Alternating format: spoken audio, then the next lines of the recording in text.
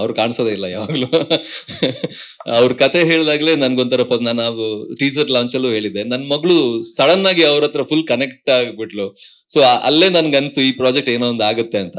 ದಿಯಾದಲ್ಲಿ ಒಂದು ಡೈಲಾಗ್ ಇದೆ, life is full of surprises and miracles ಅಂತ. ಈ ಸಿನಿಮಾದಲ್ಲಿ ನಂಗೆ ಸರ್ಪ್ರೈಸ್ ಅಮ್ಮ. ಪ್ರೊಡಕ್ಷನ್ ಹೌಸ್ ಅಂತ ಹೇಳ್ತಾ ಇದ್ರು ಪ್ರತಿ ಅಂದ್ರೆ ಶೂಟಿಂಗ್ ಉದ್ದಕ್ಕೂ. ನಮ್ಮ ನಿರ್ದೇಶಕರು ಪ್ರೊಡಕ್ಷನ್ ಹೌಸ್ ಯಾರು ಅಂತ ನನಗೆ ಗೊತ್ತೇ ಆಗಿಲ್ಲ. ನನ್ ಮಿಡ್ಲಲ್ಲಿ ಒಂದು ಸಮಸ್ಯೆ ಕೂಡ ಆಗಿತ್ತು, ನನ್ನ ಅಂದ್ರೆ ಏನೋ ಒಂದು ಹೆಲ್ಪ್ ಬೇಕಿತ್ತು ಪ್ರೊಡಕ್ಷನ್ ಹೌಸ್ ಇಂದ.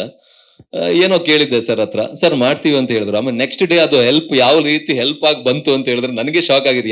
ಯಾರೋ ಅಂಡರ್ ವರ್ಲ್ಡ್ ಡಾನ್ ಅಂತ ಅನ್ಕೊಂಡಿದ್ದೆ. ಪ್ರೊಡಕ್ಷನ್ ಹೌಸ್ ಯಾರು ಗುರು ಅಂದ್ರೆ ಇಷ್ಟೊಂದೆಲ್ಲ ಸಡನ್ ಆಗಿ ಅದೇ ನಮ್ ಮನೆಗೆ ಬಂದ್ಬಿಟ್ರಿ ಎಲ್ರು. ನಾನು ಇದು ಯಾರು ಇದು ಅಂತ ಹೇಳಿ ಆಮೇಲೆ ಸಿನಿಮಾ ಎಲ್ಲ ಮುಗ್ದು ಇನ್ನೇನ್ ಪ್ರಮೋಷನ್ ಶುರು ಮಾಡ್ಬೇಕು ಅನ್ನೋಷ್ಟರಲ್ಲಿ ನಮ್ಮ ನಿರ್ದೇಶಕರು ಕರ್ಕೊಂಡು ಹೋಗ್ತೀನಿ ಪ್ರೊಡಕ್ಷನ್ ಹೌಸ್ ಹತ್ರ ಅಂತ ಹೇಳಿದ್ರು. ನೆಲಮಂಗ್ಲ ಅಂತ ಹೇಳ್ತಾ ಇದ್ರು ಯಾವಾಗ್ಲೂ. ನೆಲಮಂಗ್ಲ ಹತ್ರ ಬಂದ್ವಿ, ಸರ್ ಲೆಫ್ಟ್ ತಗೊಳ್ಳಿ ಅಂತ ಹೇಳಿದ್ರು. ನಾನು ಎಲ್ಲಿ ನಮ್ಮ ಊರಿಗೆ ಕರ್ಕೊಂಡು ಮಂಗ್ಳೂರ್ ಹೋಗ್ತಾ ಇದೀರಾ?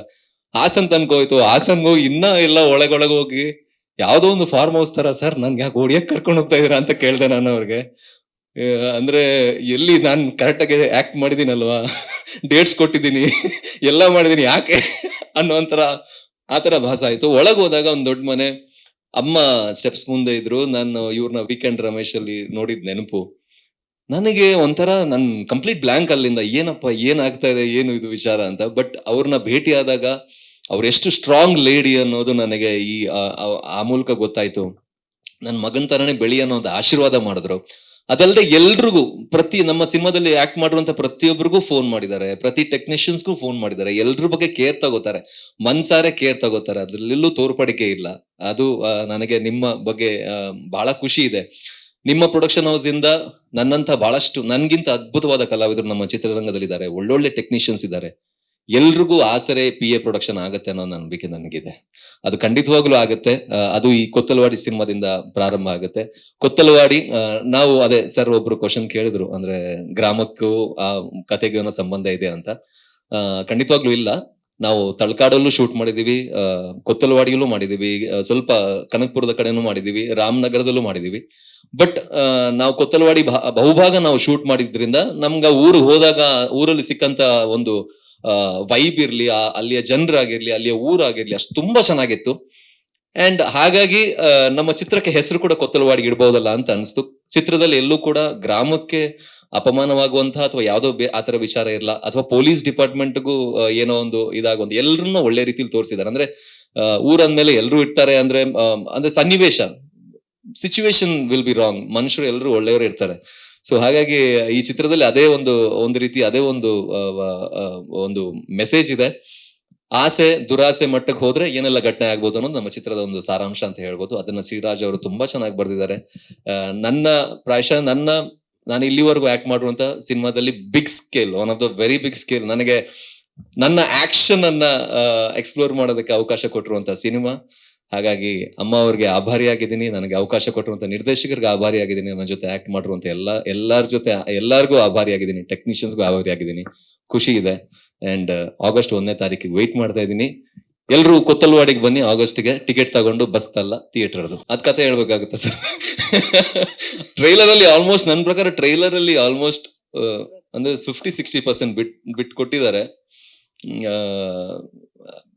ಸಿನಿಮಾದಲ್ಲಿ ರಿಲೇಶನ್ಶಿಪ್ ಏನಿದೆ ಅಂತ ಗೊತ್ತಿಲ್ಲ, ಬಟ್ ರಿಯಲ್ ಲೈಫ್ ಅಲ್ಲಿ ತುಂಬಾ ಒಳ್ಳೆ ರಿಲೇಶನ್ಶಿಪ್ ಇದೆ. ನಾನು ಎಂಜಾಯ್ ಮಾಡ್ತೀನಿ, ನಾವ್ ಜೊತೆಲಿ ವರ್ಕೌಟ್ ಮಾಡ್ತೀವಿ, ಜಿಮ್ಮು ಒಂದೇ, ಊರು ಅಂದ್ರೆ ಇರೋಂತ ಏರಿಯಾ ಒಂದೇ, ಕಂಟಿನ್ಯೂಸ್ ಆಗಿ ಫೋನ್ ಅಲ್ಲಿ ಮಾತಾಡ್ತಿರ್ತೀವಿ. ಒಂದ್ ರೀತಿಯಲ್ಲಿ ಹೀರೋಯಿನ್ ತರ ಕೆಮಿಸ್ಟ್ರಿ ಇದೆ ನನ್ಗೂ ಮತ್ತೆ ಅವ್ರಿಗೆ. ಹಳ್ಳಿ ಹುಡುಗಂದ, ಹೌದು, ನನ್ಗೆ ಮೊದ್ಲಿಂದ, ನಾನು ಹಳ್ಳಿಯವನೇ. ನನಗೆ ಮೊದ್ಲಿಂದ ಬಹಳ ಆಸೆ ಇತ್ತು, ಒಂದು ಹಳ್ಳಿಯ ಒಬ್ಬ ಗಟ್ಟಿಗ ಹುಡುಗನ ಒಂದು ಪಾತ್ರವನ್ನ ಮಾಡ್ಬೇಕು ಅಂತ. ಹಳ್ಳಿಲಿ ಯೂಶಲಿ ಹುಡುಗರು ಇರ್ತಾರೆ ಈ ತರ, ಅಂದ್ರೆ ಮುನ್ನುಗ್ಗೋ ಹುಡುಗರು, ಊರಲ್ಲಿ ಏನಾದ್ರು ಸಮಸ್ಯೆ ಆಗಿ ಹೋಗಿ ವಾಲಂಟಿಯರ್ ಆಗಿ ಕೆಲಸ ಮಾಡೋ ಹುಡುಗರು ಹಳ್ಳಿಲೇ ಸಿಗೋದು. ಸೊ ಅಂತ ಒಂದು ಪಾತ್ರ ಮಾಡ್ಬೇಕು ಅಂತ ಬಹಳ ಆಸೆ ಇತ್ತು ಸರ್. ಎಸ್ ಸರ್ ಬಗ್ಗೆ ಹೇಳ್ಬೇಕು ಅಂತ ಹೇಳಿದ್ರೆ, ನಮ್ಮಂತ ಆಕ್ಟರ್ಸ್ ಗಳಿಗೆ, ವಿದೌಟ್ ಬ್ಯಾಕ್ ಗ್ರೌಂಡ್ ಬರುವಂತ ಆಕ್ಟರ್ಸ್ ಗಳಿಗೆ ಟೆಕ್ಸ್ಟ್ ಬುಕ್ ಅವರು, ರೋಲ್ ಮಾಡೆಲ್. ಅಂದ್ರೆ ಝೀರೋ ಇಂದ ಬಂದು ಒಂದು ದೊಡ್ಡ ಎಂಪೈರ್, ಇಡೀ ಇಂಡಿಯಾದಲ್ಲೇ, ಬರೀ ಇಂಡಿಯಾ ಅಂತ ಹೇಳಲ್ಲ, ವರ್ಲ್ಡ್ ಸಿನಿಮಾ ಅಂತ ಹೇಳಕ್ ಇಷ್ಟಪಡ್ತೀನಿ ಅವ್ರ ಬಗ್ಗೆ ಹೇಳೋದಾದ್ರೆ. 100% ವರ್ಲ್ಡ್ ಸಿನಿಮಾಗೆ ಒಂದು ಒಂದು ದೊಡ್ಡ ಎಂಪೈರ್ ಕಟ್ಟಿರುವಂತಹ ನಟ ಅವ್ರು ನಮ್ಮಂಥವ್ರಿಗೆ ಎಲ್ರಿಗೂ ರೋಲ್ ಮಾಡೆಲ್. ಸೊ ಅವ್ರು ತಗೊಂಡಿರುವಂತ ಮೊದಲನೇ ಬೈಕ್ ಅಲ್ಲಿ ನನಗೆ ಗೊತ್ತೇ ಇರ್ಲಿಲ್ಲ. ನನಗೆ ಅಂದ್ರೆ ಸಿನಿಮಾ ಮುಗ್ದು ಇನ್ ಪ್ರಮೋಷನ್ ಶುರು ಆಗೋವರೆಗೂ ನನಗೆ ಗೊತ್ತಿರ್ಲಿಲ್ಲ. ಅದೊಂದು ನಮ್ಮ ಡೈರೆಕ್ಟರ್ ಒಳ್ಳೆ ಸ್ಪೈ ಏಜೆಂಟ್ ತರ ಕೆಲಸ ಮಾಡಿದ್ದಾರೆ. ಅಂತ ಒಂದು ಟಾಪ್ ಸೀಕ್ರೆಟ್ ಇಟ್ಟಿದ್ರು. ಬಟ್ ಹೇಳ್ತಾ ಇದ್ರು, ಸರ್ ಈ ಬೈಕ್ ಅಲ್ಲಿ ಏನೋ ಒಂದು ಸ್ಪೆಷಾಲಿಟಿ ಇದೆ, ಅದ್ ನಿಮ್ಗೆ ಗೊತ್ತಾಗತ್ತೆ.